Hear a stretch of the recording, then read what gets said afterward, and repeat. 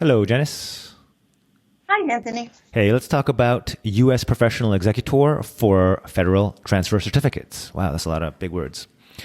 So Yeah. many non-U.S. heirs need us as their professional executor to get their federal transfer certificates. What the heck does all that mean? Let's just jump right into it. Okay. There you go. So first, we'll talk about what is a federal transfer certificate. It's something that you get from the IRS. It's a document, specifically Form 5173. And this is where the IRS basically says there's no estate tax due, or at least it's already been paid. And this allows the financial institution off the hook for those taxes.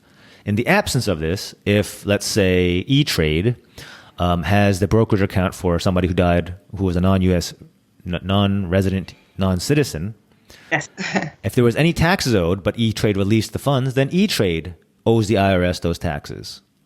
So this is the IRS's way of letting E-Trade know you are safe to release the money to the executor or heirs. Okay? Does that make sense? It absolutely does. Yes. So in short, the bank or brokerage will not release the money without something like this. Period. Okay? Do you blame them? Do you think they want to be on the hook for? Of course That's not. a lot of money. So then, when specifically is a federal transfer certificate required? Number one, the decedent, the person who passed away, should have been an NRA or non-resident alien. That means somebody who didn't live here and was not a U.S. citizen. Okay. The assets we're talking about need to be U.S. assets, which includes stocks, real estates, but not so much bonds or cash. So a checking account may not fall under this situation. A fixed income or bond account may not fall into this situation, but U.S. stocks, Amazon, Apple, blah, blah, blah, Definitely. and U.S. real estate, Yep. yes, certainly falls under this requirement. So you must send this certificate to the financial institution, and just it's a little repetitive here, but they will not or cannot release the funds. At least they cannot unless they want to be potentially liable for any taxes. Now, alternatively, we're talking about federal transfer certificates. Alternatively, if the estate is large enough that it requires an actual federal estate tax return, you can just do that instead. You don't have to do both. If you do the federal estate tax return, the end of that process is where you get a closing letter from the IRS that says, okay, we agree with your return and we're done here. Right. Show that letter to E-Trade or the bank or brokerage, and then they'll release your funds. You don't have to do both. Okay, so here's a note. Lately, we've been getting some feedback that some financial institutions, seem to be interpreting that if there is a U.S. professional executor appointed, as opposed to simply an Italian executor or a Right. Swiss executor, then there's no federal transfer certificate needed. Hooray! First of all, that is not always the case. That's actually often not the case. Almost No. every large Right. institution so even if the law has changed, at least as of now, the institutions have not caught up, and they're still requiring No. federal FTCs for almost everything. Correct. But even if they didn't, say, okay, cool, Anthony, I'm just going to hire you as my professional executor. Go get my money. It's not quite that easy, because if you think about it, they're just passing the buck to me. Right. The reason that works is because the bank is saying, okay, since there's a U.S. executor, if there's taxes owed and we didn't withhold it properly, then Anthony has to pay it.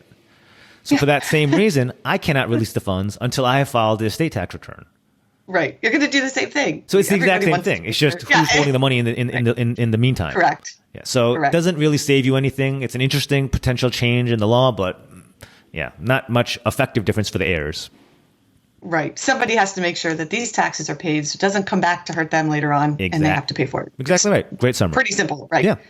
So lastly, how do you get a federal transfer certificate? There's a whole checklist and very detailed step-by-step instructions on the IRS website. We'll leave a link for that.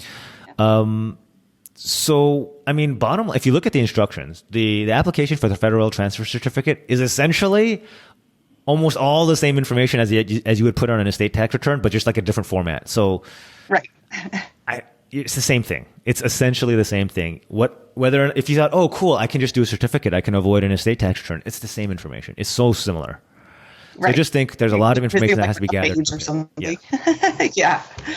And then how long does it take for the IRS to turn around and give you that certificate after you submitted? The website says 6 weeks to 6 months, which is in and of itself a very broad range.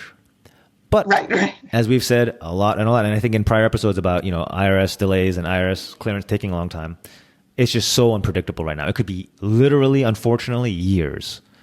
So We're I don't still know what dealing else with to say. the backlog. Yeah. It's just taking a long time. So I think what you're saying is don't expect to get that in a week or 2 or 10 or. I'm saying that you Yeah. and I need to have been trying to set the expectations as realistically as possible, and it's tough. Yeah. I understand if you're an heir, it's frustrating, but It is. please don't kill the messenger.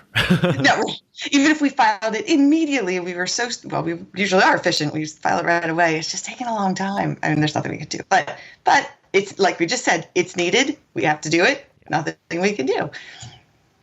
Right? Yep. Yeah. So if you want to learn more, like you said, about professional executorship, especially like you said, if you're in another country, Anthony's book, How to Hire an Executor, will definitely help shed more light on that. Cool. This is not the most scintillating topic, international estate tax, but hey, we get this question a lot, so hopefully we're helping some folks out there. Yeah. Absolutely. Okay. Thanks everyone for listening. For everyone who's probably abroad, if you're listening to this one, thanks Janice, Yes. as always, and we'll talk soon next time. Talk soon. Bye now.